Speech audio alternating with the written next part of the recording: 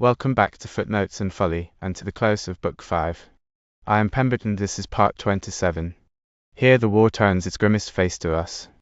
The Romans crucify the fugitives they catch before the walls, in sight of the defenders, until there is hardly room for the crosses. The Jews overthrow the Roman banks in furious sorties. Then Titus, to end it, parades his whole army in full array and builds a complete wall of circumvallation right round Jerusalem, sealing it off to starve it out. And within those walls the famine sinks past misery into horror, the strong robbing the dying of their last morsel. Let us finish the book. Titus's banks had now advanced a great distance, even though his soldiers had been greatly distressed from the wall. He sent a party of horsemen, and ordered them to lay ambushes for those who went out into the valleys to gather food. Some of these people were indeed fighting men, not satisfied with what they had gained by robbery. But most were poor people, held back from deserting by concern for their own relatives. They could not hope to escape with their wives and children without the knowledge of the seditious, and they could not bear the thought of leaving those relatives to be killed by the robbers on their account. Yet the severity of the famine made them bold enough to go out. Nothing remained for them except this. After they had hidden themselves from the robbers, they were taken by the enemy. When they were about to be captured, they were forced to defend themselves for fear of being punished. After they had fought, they thought it was too late to make any appeals for mercy. So they were first whipped, then tortured with every kind of torment before they died, and afterward crucified before the wall of the city. This miserable procedure greatly moved Titus to pity, while every day they caught 500 Jews, and on some days even more. Yet it did not seem safe for him to let those taken by force go free, and he saw that placing a guard over so many prisoners would make as many of his own men useless. The main reason he did not forbid the cruelty was that he hoped the Jews might perhaps yield at that sight, out of fear that they themselves might later suffer the same cruel treatment. So the soldiers, in the wrath and hatred they bore toward the Jews, nailed those they caught to crosses, one in one posture and another in another, by way of mockery. Their number was so great that space was lacking for the crosses, and crosses were lacking for the bodies. The seditious, however, were so far from repenting at the sad sight that they made the rest of the multitude believe the opposite. They brought the relatives of those who had deserted onto the wall, along with those of the populace who were very eager to go over under the security offered them. They showed them the miseries suffered by those who fled to the Romans, and told them that the men caught were not prisoners but supplicants to the Romans. This sight restrained many inside the city who had been eager to desert, until the truth became known. Yet some ran away immediately toward what they knew would be certain punishment, considering death from their enemies a quiet departure when compared with death by famine. So Titus commanded that the hands of many of those who were caught should be cut off, so they would not be thought deserters, and might be believed because of the calamity they suffered. He sent them into John and Simon with this exhortation, that they should at last stop their madness and not force him to destroy the city, and that even in their utmost distress they still had the advantages of repentance, namely preserving their own lives and finding still their own city and the temple that was uniquely theirs. He then went around the banks that had been thrown up and hastened the work, in order to show that his words would soon be followed by deeds. In answer, the seditious cast reproaches upon Caesar himself and upon his father also. They cried out loudly that they despised death and did well to prefer it to slavery. They said they would do all the harm they could to the Romans while they still had breath in them. As for their own city, since, as Titus said, they were to be destroyed, they had no concern for it, and the world itself was a better temple to God than this one. Yet they said this temple would be preserved by the one who dwelt in it, whom they still had as their helper in this war. Therefore they laughed at all Titus's threats, which they said would come to nothing, because the outcome of the whole matter depended on God alone. These words were mixed with reproaches, and with them they made a mighty clamor. Meanwhile Antiochus Epiphanes came to the city with a considerable number of other armed men, and with a band around him called the Macedonian band. They were all of the same age, tall, just past childhood, armed and trained in the Macedonian manner, from which they took their name. Yet many of them were unworthy of so famous a nation. It had happened that the king of Commagene had flourished more than any other kings under Roman power, until a change came in his condition. When he became an old man, he plainly declared that no man ought to be called happy before he is dead. But this son of his, who had come there before his father's decline, said that he could not help wondering what made the Romans so slow in attacking the wall. Antiochus was a warlike man and naturally bold in exposing himself to danger. He was also so strong that his boldness seldom failed to succeed. At this Titus smiled and said that he would share the pains of an attack with him. Nevertheless, Antiochus went just as he was and made a sudden assault on the wall with his Macedonians. For his own part, his strength and skill were so great that he guarded himself from the Jewish darts while still shooting his own darts at them. But the young men with him were almost all badly wounded. They had such regard for the promises made about their courage that they insisted on continuing the fight. At length many of them withdrew, but not until they were wounded. Then they understood that true Macedonians, if they were to be conquerors, must also have Alexander's good fortune. The Romans had begun to raise their banks on the 12th day of the month Artemisius, or Jar, and they had great difficulty finishing them by the 29th day of the same month, after laboring hard for 17 days continually. 4 great banks had now been raised. One was at the Tower Antonia, raised by the 5th Legion opposite the middle of the pool called Struthius. Another was thrown up by the 12th Legion about 20 cubits from the first. The works of the 10th Legion, which lay a great distance from these, were on the northern quarter at the pool called Amygdalon. The work of the 15th Legion was about 30 cubits from that, at the high priest's monument. When the engines were brought up, John had undermined from inside the space opposite the Tower of Antonia, as far as the banks themselves. He had supported the ground over the mine with beams laid across one another, so that the Roman works stood on an uncertain foundation. Then he ordered materials daubed with pitch and bitumen to be brought in and set on fire. As the crossbeams supporting the banks burned, the ditch suddenly gave way. The banks were shaken down and fell into the ditch with a tremendous noise. At first there arose very thick smoke and dust, because the fire was choked by the fall of the bank. But as the smothered materials were gradually consumed, a clear flame broke out. At this sudden appearance of flame, consternation fell on the Romans, and the cleverness of the contrivance discouraged them. Since this accident came upon them at a time when they thought they had already gained their objective, it cooled their hopes for the future. They also thought it useless to take pains to extinguish the fire, since even if it were put out, the banks had already been swallowed up and made useless to them. 2 days after this, Simon and his party attempted to destroy the other banks, for the Romans had brought their engines to bear there, and had already begun to make the wall shake. At this point Tethys of Garsus, a city of Galilee, Megasaurus, a man descended from some of Queen Mariamne's servants, and with them a man from Adiabene, the son of Nabatius, called Chagiras because of his misfortune, the word meaning a lame man, snatched up torches and suddenly ran upon the engines. During this war, no men ever sallied out of the city who surpassed them either in boldness or in the terror they struck into their enemies. They ran out upon the Romans as if the Romans were friends rather than enemies, without fear or delay. They did not leave their enemies until they had rushed violently through the middle of them and set their machines on fire.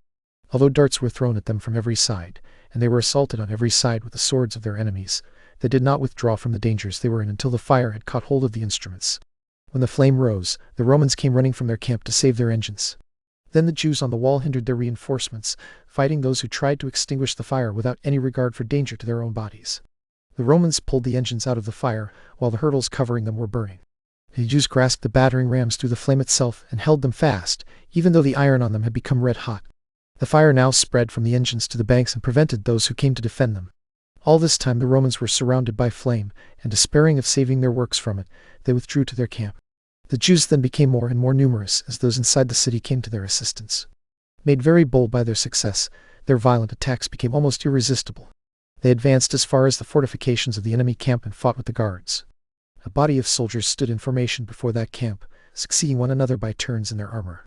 The Roman law concerning these men was terrible. Whoever left his post there, whatever the occasion might be, was to die for it. Therefore this body of soldiers, preferring to die fighting courageously rather than as punishment for cowardice, stood firm. Because these men were compelled to stand, many of the others who had run away turned back again out of shame. When they set the engines against the wall, they prevented more of the multitude from coming out of the city. This was easier because the Jews at that moment had made no provision for preserving or guarding their bodies. They fought hand to hand with everyone who came in their way, and without caution threw themselves against the points of the enemy's spears, attacking body against body. They were now too strong for the Romans, not so much by their other military actions as by these courageous assaults. The Romans gave way more to their boldness than to the actual harm they had received from them. Titus had now come from the Tower of Antonia, where he had gone to look for a place to raise other banks. He sharply reproached the soldiers for allowing their own walls to be in danger when they had taken the walls of their enemies, and for enduring the fortune of men under siege while the Jews were allowed to sally out against them, though they were already in a kind of prison. He then went around the enemy with some chosen troops and himself fell upon their flank. The Jews who had been attacked in front turned around toward Titus and continued the fight. The armies were now mixed together. The dust raised by the fighting so hindered their sight, and the noise so hindered their hearing, that neither side could distinguish enemy from friend. The Jews did not flinch, not so much because of their real strength as because of their despair of deliverance. The Romans also would not yield, because of their regard for glory, their reputation in war, and because Caesar himself went into danger before them. Indeed, I cannot help thinking that the Romans, in the end, would have taken even the whole multitude of the Jews at that time, so angry were they with them, if the Jews had not prevented the outcome of the battle by withdrawing into the city. Still, when the Romans saw that their banks had been demolished, they were greatly cast down over the loss of what had cost them such long labor, destroyed in a single hour. Many indeed despaired of taking this city by their usual engines of war alone. Titus now consulted with his commanders about what should be done. Those of the hottest temper thought he should bring the whole army against the city and storm the wall. They argued that up to this point only part of their army had fought the Jews, but if the entire army came at once, the Jews would not be able to withstand their attacks and would be overwhelmed by their darts. Among those who favored a more cautious management, some advised raising the banks again. Others advised leaving the banks alone, staying still before the city, guarding against the Jews coming out and against provisions being carried in, and leaving the enemy to the famine without directly fighting them. They argued that despair could not be conquered, especially in men eager to die by the sword, while a more terrible misery than the sword was reserved for them. Titus, however, did not think it proper for so great an army to lie entirely idle. Yet he also thought it useless to fight men who would be destroyed by one another. He showed them how impractical it was to build more banks because of the lack of materials, and how still more impractical it was to guard against the Jews coming out.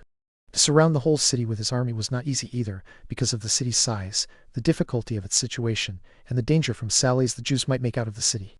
Even if they guarded the known exits, the Jews, when they found themselves in the greatest distress, would devise secret ways out, since they knew all such places well. If any provisions were brought in secretly, the siege would be delayed longer. Titus also admitted that he feared the length of time spent in this way would lessen the glory of his success. The length of time can bring everything to completion. Doing what one does in a short time is necessary for gaining reputation. Therefore his opinion was that, if they aimed at speed joined with security, they must build a wall around the whole city. He thought this was the only way to prevent the Jews from getting out by any route. Then they would either entirely despair of saving the city and surrender it to him, or they would be more easily conquered when the famine had further weakened them. Besides this wall, he would not afterward lie completely idle, but would see that banks were raised again when those who opposed them had grown weaker. If anyone thought such a work too great and not to be completed without much difficulty, he ought to consider that it is not fitting for Romans to undertake any small work, and that no one but God himself can accomplish any great thing with ease. These arguments prevailed with the commanders. Titus ordered the army to be distributed into its several shares of the work. Indeed, a certain divine fury now came upon the soldiers. They not only divided the whole wall to be built among themselves, and not only did one legion compete with another, but the smaller divisions of the army did the same. Each soldier was ambitious to please his decurion, each decurion his centurion, each centurion his tribune, and the tribunes were ambitious to please their superior commanders. Caesar himself noticed and rewarded the same competition among those commanders, for he went around the works many times every day and inspected what had been done. Titus began the wall from the camp of the Assyrians, where his own camp was pitched, and drew it down to the lower parts of Sinopolis. From there it went along the valley of Cedron to the Mount of Olives. It then bent southward and surrounded the mountain as far as the rock called Perasterion, and the other hill next to it, which lies over the valley that reaches to Siloam. From there it bent again westward, and went down to the valley of the fountain. Beyond that it went up again at the monument of Ananus the high priest, and surrounding the mountain where Pompey had formerly pitched his camp, returned to the north side of the city. It was carried on as far as a certain village called the House of the Erebinthe. After that it surrounded Herod's monument, and there, on the east, joined Titus's own camp, where it had begun. The length of this wall was 40 furlongs, less one. Outside this wall 13 garrison posts were erected, whose circumferences together amounted to 10 furlongs. The whole work was completed in 3 days, so that what would naturally have required some months was done in an interval so short as to be incredible. After Titus had surrounded the city with this wall, and placed garrisons in suitable locations, he went around the wall during the first watch of the night and observed how the guard was kept. The second watch he assigned to Alexander. The commanders of the legions took the third watch. They also cast lots among themselves for who should stand watch at night, and who should go all night around the spaces between the garrisons. All hope of escape was now cut off from the Jews, along with their freedom to leave the city. Then the famine widened its progress and devoured the people by whole houses and families. The upper rooms were full of women and children dying of famine, and the lanes of the city were full of the dead bodies of the aged. Children and young men wandered through the marketplaces like shadows, all swollen with hunger, and fell dead wherever their misery overtook them. Those who were sick could not bury the dead. Those who were still healthy were deterred from doing so by the great multitude of bodies, and by the uncertainty of how soon they themselves would die. Many died while burying others, and many went to their coffins before the fatal hour had come. There were no lamentations under these calamities, nor were any mournful complaints heard. Famine confounded all natural passions. Those who were just about to die looked on those who had gone to rest before them with dry eyes and open mouths. A deep silence and a kind of deadly night had seized the city. Yet the robbers were still more terrible than these miseries themselves. They broke open houses that were nothing but graves filled with dead bodies and plundered what they had. They carried away the coverings from the bodies, went out laughing, and tested the points of their swords in the corpses. To prove what metal their swords were made of, they thrust some through people who still lay alive on the ground.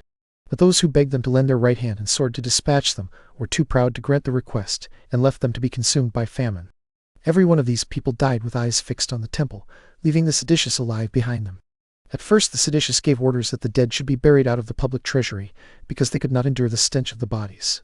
But afterward, when they could not do this, they had the bodies thrown down from the walls into the valleys below. When Titus, making his rounds along those valleys, saw them full of dead bodies, and saw the thick putrefaction running around them, he groaned. Spreading out his hands to heaven, he called God to witness that this was not his doing. Such was the sad condition of the city itself. But the Romans were very joyful, since none of the seditious could now make sallies from the city, because they themselves were dispirited, and the famine had already reached them too. The Romans also had great plenty of grain and other necessities from Syria and the neighboring provinces. Many of them would stand near the city wall and show the people what great quantities of provisions they had, making the enemy more keenly feel their famine by displaying the abundance, even to satiety, that they themselves enjoyed. Still, when the seditious showed no inclination to yield, Titus, out of compassion for the people who remained and from an earnest desire to rescue what was still left from these miseries, began to raise his banks again, although materials for them were hard to obtain. All the trees around the city had already been cut down for the former banks.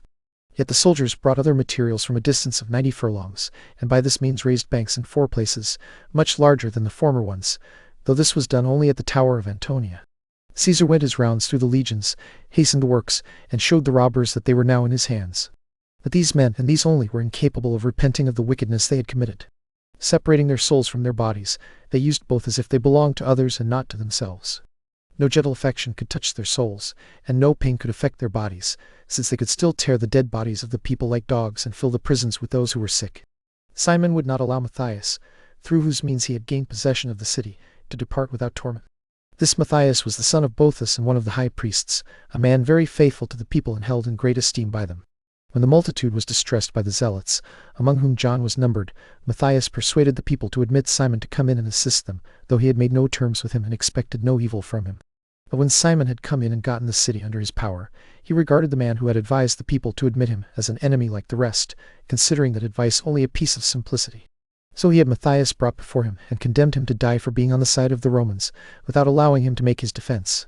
Simon also condemned Matthias's 3 sons to die with him. As for the 4th son, he escaped him by running away to Titus beforehand. Matthias begged as a favor that he might be killed before his sons, because he had procured the opening of the city gates for Simon. Instead, Simon ordered that he should be killed last of all. So Matthias was not killed until he had seen his sons slain before his eyes, and this was done while they were brought out opposite the Romans. Simon had given this order to Artanus, the son of Bamidus, the most barbarous of all his guards. He also mocked Matthias, telling him that he could now see whether those to whom he intended to go over would send him any help. Still, Simon forbade their dead bodies to be buried. After these were slaughtered, a certain priest named Ananias, the son of Massambalus, a person of eminence, was also killed, along with Arisens, the scribe of the Sanhedrim, who was born at Emmaus, and 15 men of rank among the people. They also kept Josephus' father in prison, and made a public proclamation that no citizen whatsoever should either speak to him himself or go into his company with others, for fear he might betray them. They also killed those who joined in lamenting these men, without any further examination. When Judas, the son of Judas, one of Simon's subordinate officers, and a man entrusted by him to guard one of the towers, saw Simon's conduct, he called together 10 of the men under him who were most faithful to him. Perhaps he did this partly out of pity for those who had been so barbarously put to death, but chiefly to provide for his own safety. How long shall we endure these miseries? What hope of deliverance do we have if we continue faithful to such wicked wretches? Has not famine already come against us? Are not the Romans, in a manner, already inside the city? Has Simon not become unfaithful to his benefactors?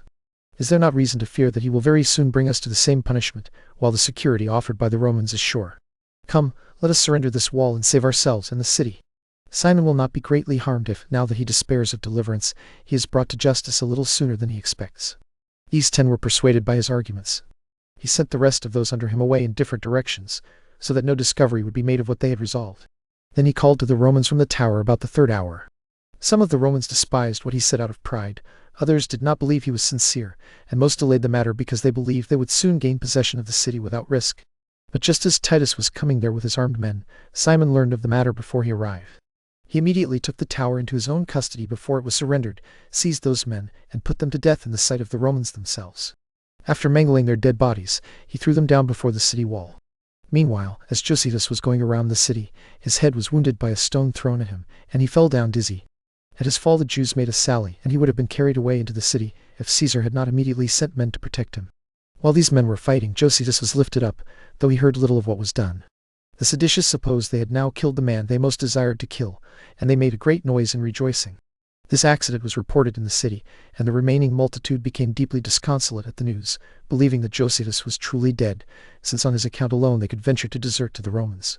When Josephus's mother heard in prison that her son was dead, she told those who watched over her that since the siege of Jotapata, she had always believed he would be killed, and that she would never enjoy seeing him alive again.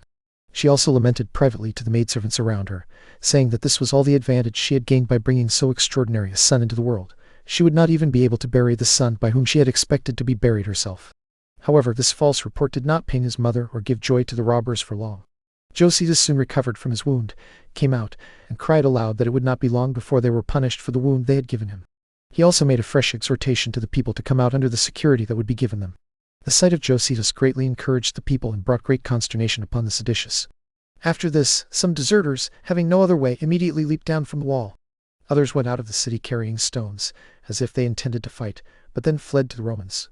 Yet a worse fate accompanied these men than what they had found inside the city, and they met with a quicker death from too much abundance among the Romans than they would have met from famine among the Jews. When they first came to the Romans, they were swollen by the famine and puffed up like men with dropsy. Then they suddenly overfilled bodies that had been empty before and burst apart, except for those who were skillful enough to restrain their appetites and gradually take food into bodies unaccustomed to it. Another plague seized even those who were preserved in this way. Among the Syrian deserters, a certain person was found gathering pieces of gold from the excrement of the Jews' bellies. As we said before, the deserters used to swallow such pieces of gold when they came out, and the seditious searched them for it all.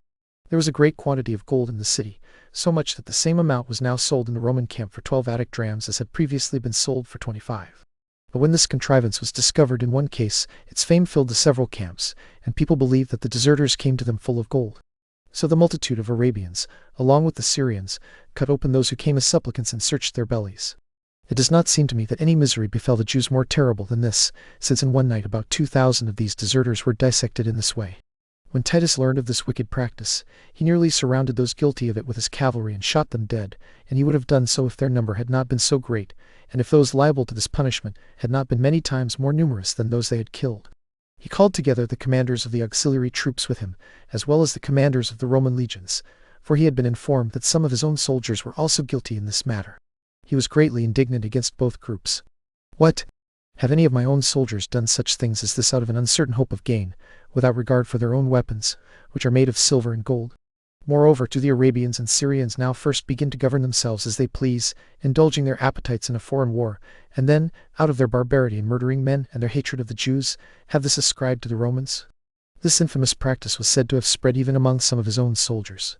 Titus therefore threatened to put such men to death if any of them were discovered to be so insolent as to do it again. He also charged the legions to search for those suspected and bring them to him.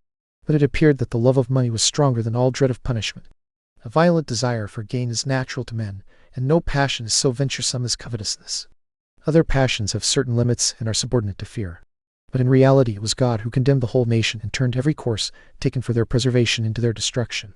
Therefore this practice, forbidden by Caesar under such a threat, was still secretly ventured against the deserters. These barbarians continued to go out and meet those running away before anyone saw them. Then, looking around to make sure no Roman was watching, they cut them open and pulled this polluted money from their bowels. The money was still found in a few of them, yet a great many were destroyed merely because of the hope of gaining from them.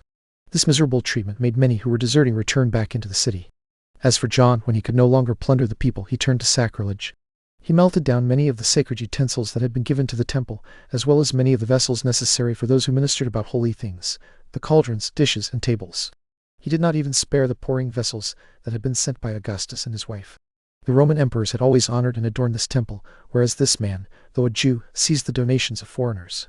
He told those with him that it was proper for them to use divine things while fighting for the divinity without fear, and that those whose warfare was for the temple should live from the temple. For this reason he emptied the vessels of sacred wine and oil, which the priests kept to pour on the burnt offerings, and which lay in the inner court of the temple. He distributed them among the multitude, who, in anointing themselves and drinking, each used more than a hin of them. Here I cannot help speaking my mind, as the concern I feel dictates. I suppose that if the Romans had delayed any longer in coming against these villains, the city would either have been swallowed by the ground opening beneath them, or overflowed by water, or destroyed by thunder like the country of Sodom. It had produced a generation of men far more atheistical than those who suffered such punishments. By their madness all the people came to be destroyed. Indeed, why do I relate these particular calamities? At this very time Manius, the son of Lazarus, came running to Titus and told him that through the one gate entrusted to his care, no fewer than 115,880 dead bodies had been carried out between the 14th day of the month Antiochus, or Nisan, when the Romans pitched their camp by the city, and the first day of the month Pamus, or Tammuz. This was already a prodigious multitude. Although this man was not himself appointed governor of that gate, he was appointed to pay the public stipend for carrying the bodies out, and therefore was obliged to count them, while the rest were buried by their relatives. Yet all their burial amounted only to bringing them away and throwing them out of the city. After this man, many eminent citizens ran away to Titus and told him the whole number of the poor who were dead. No fewer than 600,000 had been thrown out at the gates, though the number of the rest could not be discovered. They further told him that when they were no longer able to carry out the bodies of the poor, they laid the corpses in heaps in very large houses, and shut them up there. They also said that a metamnus of wheat was sold for a talent, and that later, when it was no longer possible to gather herbs, because the city was completely walled around, some persons were driven to such terrible distress that they searched the common sewers and old cattle dunghills and ate the dung they found there. What they formerly could not endure even to look at, they now used as food. When the Romans merely heard all this, they pitied their condition. The seditious, who saw it also, did not repent, and allowed the same distress to come upon themselves, for they were blinded by the fate already coming upon the city, and upon themselves as well. And their book 5 ends, with Jerusalem walled in, its people perishing by famine, and the great slaughters and sacrilege already begun within. Next time, in Book 6, the siege reaches the temple itself, the inner courts are stormed, and the holy house goes up in flames. Thank you for sitting with the whole of Book 5. Mind the footnotes, and beware the folly.